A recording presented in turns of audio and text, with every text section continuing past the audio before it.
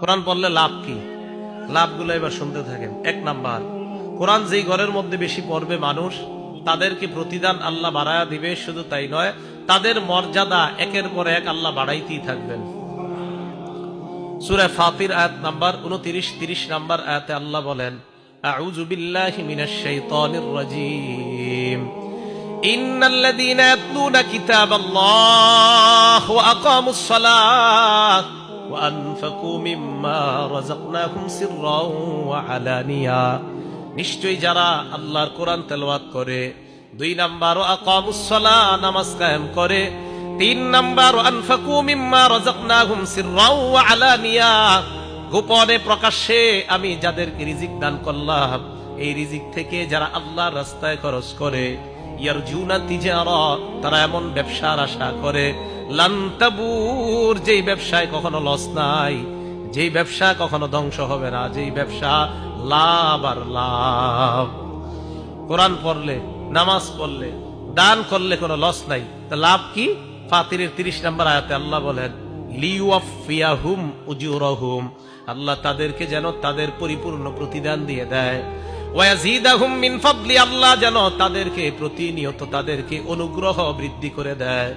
আয়াত প্রমাণ করে, যেই ঘরের মধ্যে কোরআন তেলাওয়াত করা হয়, ওই ঘরের মধ্যে যত সমস্যা, অভাব, অনটন আল্লাহ দূর করে দেয়। কোরআন পড়েন, সবাই কোরআন পড়েন। আগে কৃষকরাও সকালবেলা কোরআন পড়তো, সবাই কোরআন পড়তো আগে দেশ গ্রামে। 15-20 বছর আগে কোরআনের আওয়াজ ছিল। যেই মোবাইল আসলো হাতে হাতে, এখন শুধু মাসালা জিগায়, মোবাইলে পড়লে হবে কি হবে না, এটা জিগাইতে জিগাইতে আর পড়ে না। হবে, অবশ্যই হবে, মোবাইলে পড়লেও হবে, কিন্তু পড়েননি। মোবাইলে পড়লে হবে, কিন্তু পড়েন না তো। আল্লাহ আমাদেরকে কোরআন পড়ার তৌফিক দান করেন।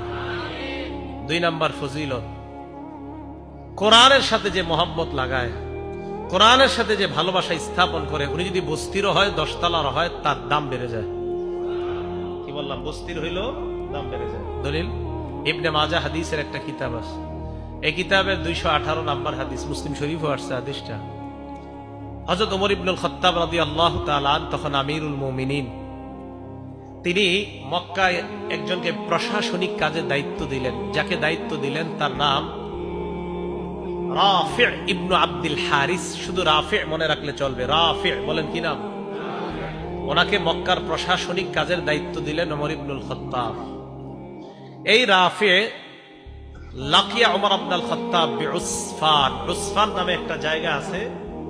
এই জায়গায় হযরত ওমর ফারুকের সাথে মক্কার ওই প্রশাসক হযরত ওমরের সাথে দেখা করলেন।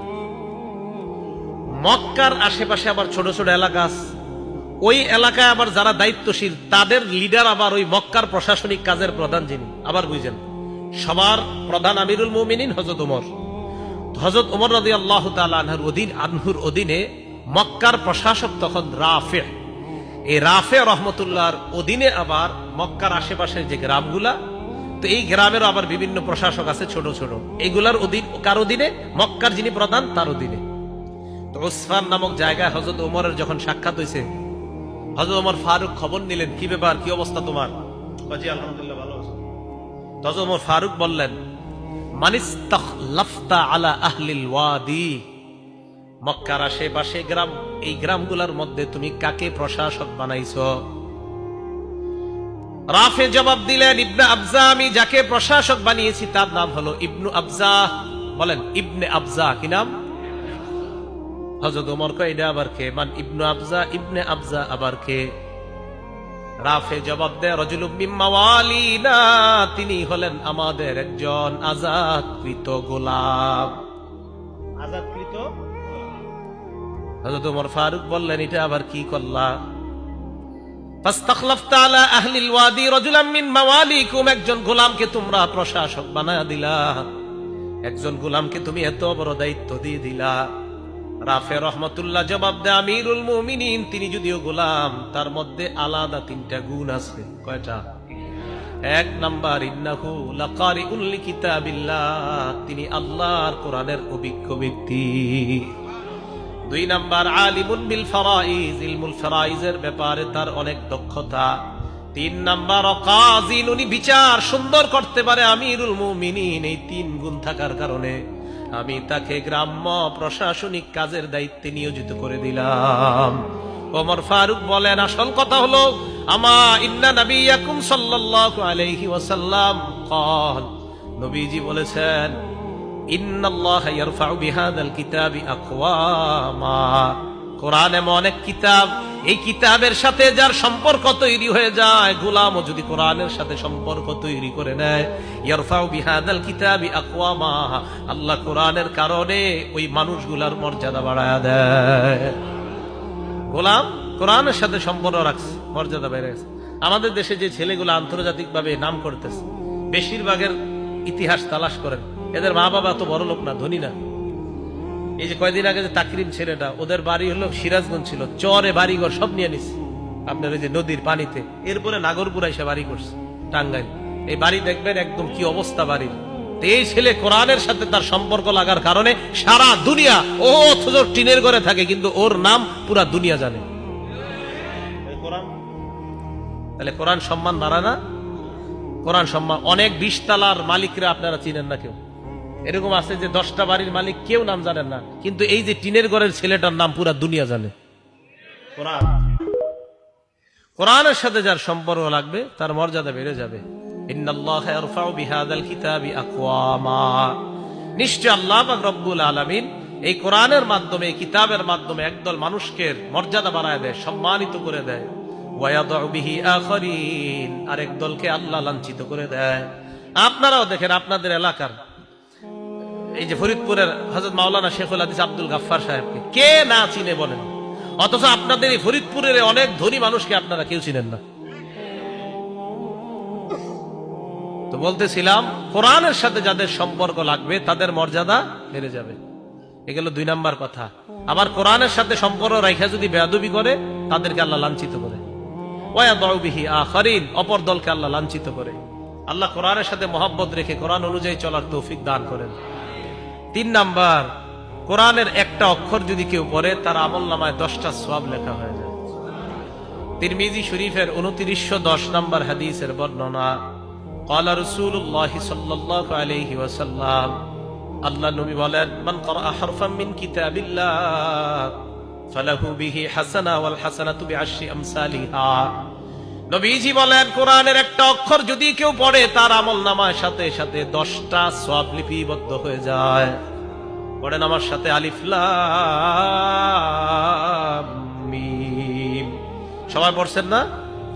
আল্লাহ নবী বলেন, লা আকুলু আলিফ লাম মিম হারফুন, আলিফ লাম মিম পুরাটা একটা অক্ষর, এটা আমি বলি না।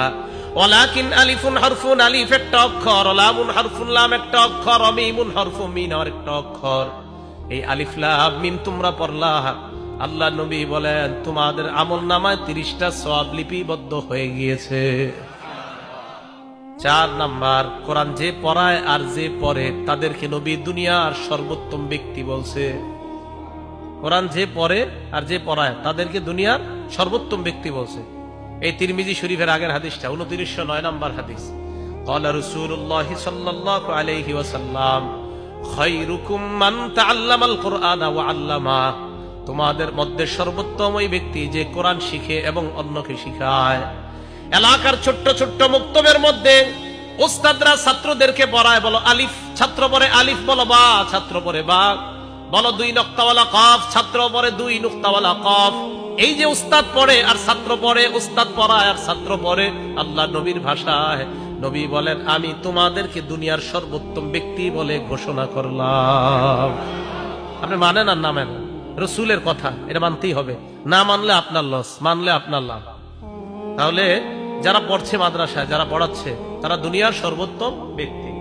5 নাম্বার, যে ব্যক্তি কোরআন পড়ে তার দৃষ্টান্ত সুস্বাদু গ্রামযুক্ত কমলা লেবুর মতো। কমলা লেবু যদিও আসলে কমলা লেবু না, এটা আরবে পাওয়া যায় ফলটা, উত্রুজ্জার মতো আসছে হাদিসে। উত্রুজ্জাটা অনেকটা মালটার মতো, তবে মালটা না, এটা আরবে পাওয়া যায়। সহিহ বুখারী হাদিস নাম্বার 5427 নাম্বার হাদিস। ক্বালা রাসূলুল্লাহ সাল্লাল্লাহু আলাইহি ওয়াসাল্লাম, আল্লাহ নবী বলেন, মাসালুল মুমিনিল্লাযী ইয়াকরাউল কুরআন কামাসালিল উতরুজ্জা, যেই মুসলমান, যেই মুমিন কোরআন পড়ে তার দৃষ্টান্ত হলো মালটার মতো বা কমলা লেবুর মতো।